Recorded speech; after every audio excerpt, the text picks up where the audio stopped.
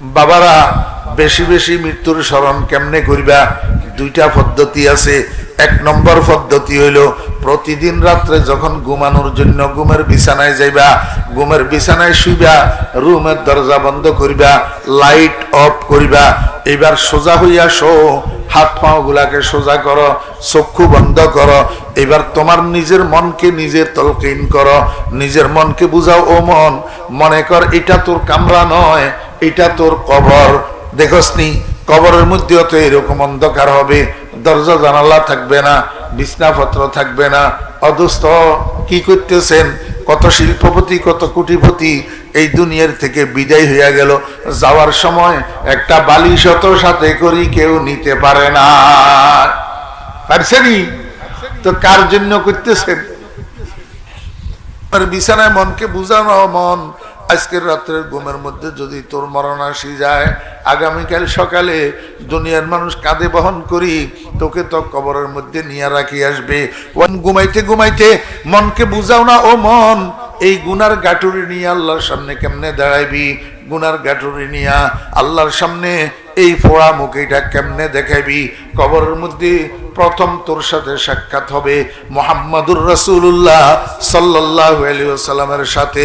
নবীজি তোর দিকে তাকাইয়া থাকবে, তুই নবীজির দিকে তাকাইয়া থাকবি।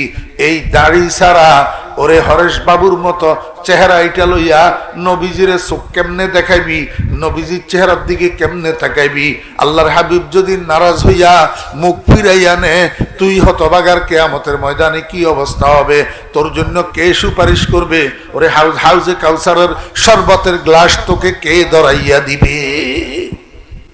আল্লাহ পাক রব্বুল আলামিন কয়, দুনিয়ার মানুষেরা উঠকে বৈঠকে চলায় ফেরায় খাওয়ায় দাওয়ায়, গাড়ির সিটে, জমিনের লাইলে, দোকানের ক্যাশে, যেখানে বসা থাকবা সেখানে বেশি বেশি লা ইলাহা ইল্লাল্লাহ, লা ইলাহা ইল্লাল্লাহ, লা ইলাহা ইল্লাল্লাহ,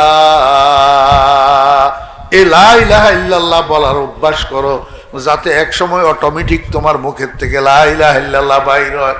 হইতে হইতে হবে কি, মৃত্যু যখন আসবে, সাকরাত যখন শুরু হবে, আজরাইলের অরিজিনাল চিত্র যখন তোমার চোখের সামনে আসবে, তোমার চোখ উল্টাইয়া যাবে, তুমি বেহুশ হইয়া যাইবা। কিন্তু আল্লাহর মেহেরবানিতে ওই বেহুশি অবস্থায় সারা জীবন জপার বদৌলতে তোমার মুখ থেকে অটোমেটিক বাইর হবে লা ইলাহা ইল্লাল্লাহু মুহাম্মাদুর রাসূলুল্লাহ। আল্লাহর হাবিব কয়, বিনা হিসাবে জান্নাত।